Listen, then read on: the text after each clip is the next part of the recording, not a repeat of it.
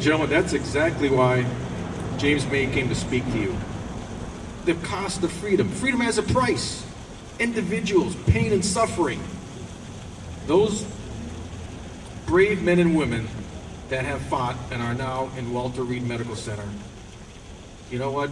If one thing comes out of this rally, please, and perhaps James can enlighten us, send them a card saying thank you.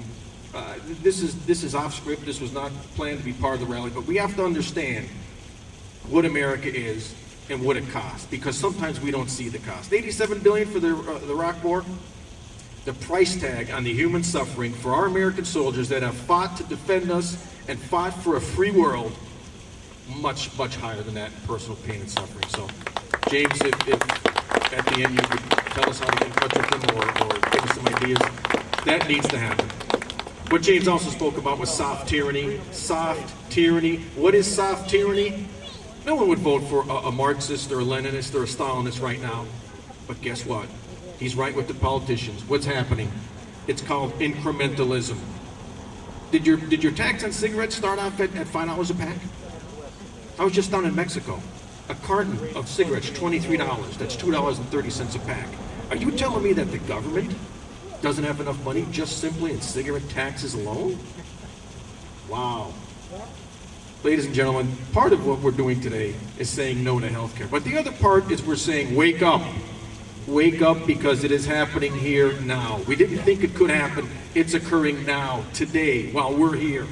Even though Washington and Harrisburg, by the way, because state government is no better, they're off, they're in recess, but they're planning, scheming. Harry Reid, by September 15th, he wants this H.R. 3200 done. He wants a vote on the health care bill.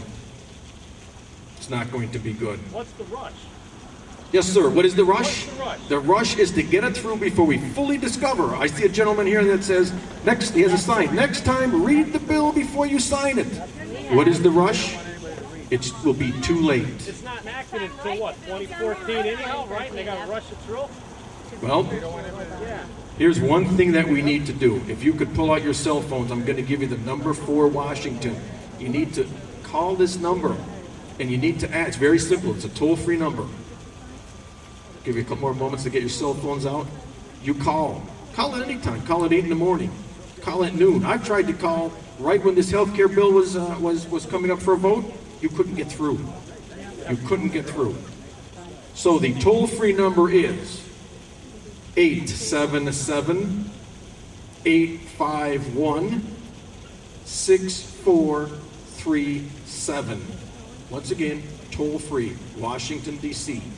877-851-6437. Call them often. Call them on clunkers. Clunkers is so unconstitutional that how do you take my money, and because I don't have a clunker, because you know what? I need the reliable transportation for my family and to get to work. I can't take advantage of that, but yet you give $4,500 to someone else. Where's the? We all want equality, right? That's what our president says. We all need to be equal here in America. Well, guess what? Show me where that's equality. And here's the best thing. Keep in mind, part of the clunker deal is to pour silicate in the engine. Now, what happens when you no longer have the supply of used auto parts and your car is 10 years old and General Motors no longer makes that motor? Guess what happens? It's anti-consumer, because now you have to buy a new car. Now we got to go green. Well, green, I was in Mexico. You want to see the new cars that Obama's proposing? You wouldn't want one, because you couldn't fit it. I don't want one. Unbelievable. I want to smell diesel fuel. Unbelievable. Best thing in the world. But let me introduce our next speaker. You hung up on him.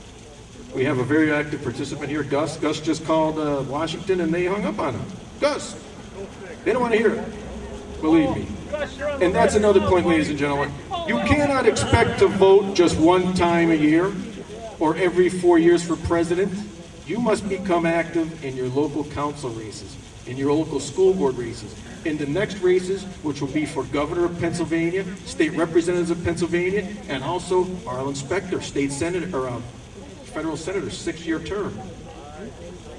But let me introduce my next speaker. His name is Bob Butts. He is a businessman. So, come on, Bob.